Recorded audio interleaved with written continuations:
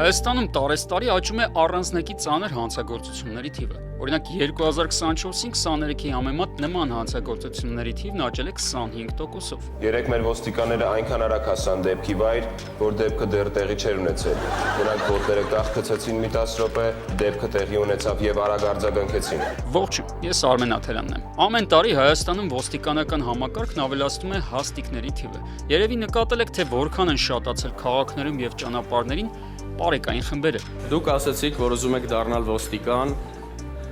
Մենք վերցրեցինք ձեզ, որպեսզի դուք անցնեք փորձաշրջան ոստիկանության տարբեր վարչություններում։ Ճիշտ է։ Դա точно։ Մենք ունենք բազմաթիվ բողոքներ ձեզանից։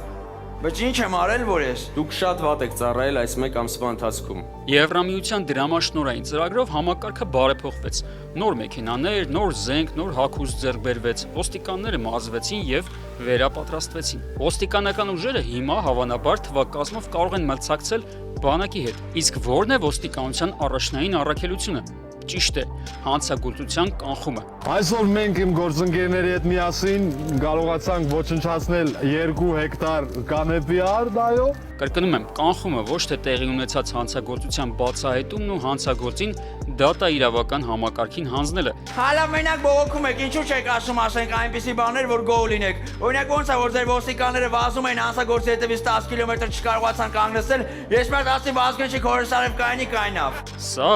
երկրորդ առաքելությունն է։ Բայց ահա ծանոթանում ենք վիճակագրությանը եւ պարզվում, որ 2024-ին 23-ի համեմատ 422-ով ավելացել է առանձնակի ծանր հանցագործությունների թիվը, սպանությունները, դիտավորությամբ ծանր վնասվածք պատճառելը, թմրանյութերի վաճառքը, խարդախությունը, սեռական ոտնձգությունները եւ այլն։ Լավ, իսկ ինչու որ ձեզ գիշերային թիթեռնիկներ օպերացիայի շրջանակներում ուղարկում են մարմնավաճառուհիների հետևից գնում եք ու չեք գալիս։ Ես գնացի որ բերեմ։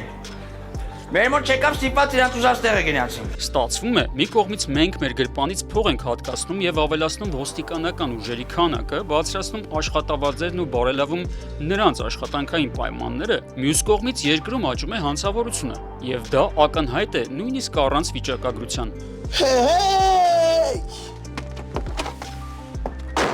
Փորձեք հիշել սա։